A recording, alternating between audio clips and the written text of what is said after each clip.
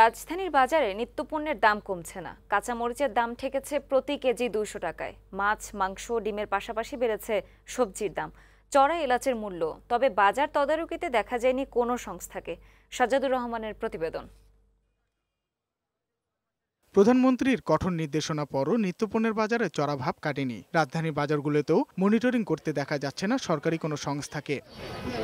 সবজির দাম ক্রেতাদের নাগালে বাইরে। কাঁচামরিচের দামে যেন কড়া ঝাল। বিক্রি হচ্ছে 200 টাকা কেজিতে। বেগুন, করলা সহ অন্য অনেক সবজি কিনতে হচ্ছে প্রতি কেজি 60 থেকে 80 টাকায়। যদিও বিক্রেতারা বলছেন দাম কম। গরম ছিল আর কি বলছে গাছ সব নতুন দিয়ে মরে গেছে, মরে যাওয়ার পরে এখানে দাম বাড়ছে আর কি। পাবলিকে যদি 20 টাকা কেজি বলে পাবলিকের 10 টাকা, পাবলিকের কামে বলে ওইটা পাবলিকের হচ্ছে না, তাতে কম দিতে পাবলিকের হয় না।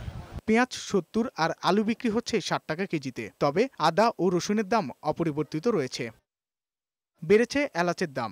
মানভেদে বিক্রি হচ্ছে প্রতি কেজি 3400 থেকে 4200 টাকা পর্যন্ত।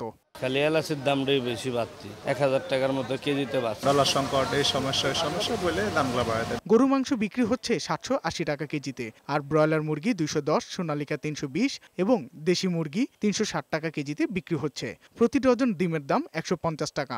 বাচ্চার রেট বেশি, যে বাচ্চা 15 টাকা কিনছে ওই বাচ্চা এখন 60 টাকা। মুরগি কিনে নিলে বাকি বাজার করতে পারবো না, চাই আমরা কমক, আমাদের বেচা বিক্রি বাড়ক। ডিমের আমদানি হইলে পরে আবার ঠিক হয়ে যাবে। দ্রব্যমূল্যের এমন চড়াভাবে ক্ষুব্ধ ক্রেতারা। বাজারে আসলে ভাই মাথা ঘুরে যায়, মানে বাজার করব না যেভাবে বাজারের পরিস্থিতি বাজে, এইভাবে তো কর্মের দামটা পরিস্থিতি বাড়তেছে না। আয় সীমিত, কিন্তু ব্যয় তো হচ্ছে মানে যে হারে বৃদ্ধি পাচ্ছে সেটা হচ্ছে সামঞ্জস্য করা কঠিন হচ্ছে আমাদের জন্য। বাজার নিয়ন্ত্রণে আনতে তদারকির জোর দাবিও জানান ভোক্তারা।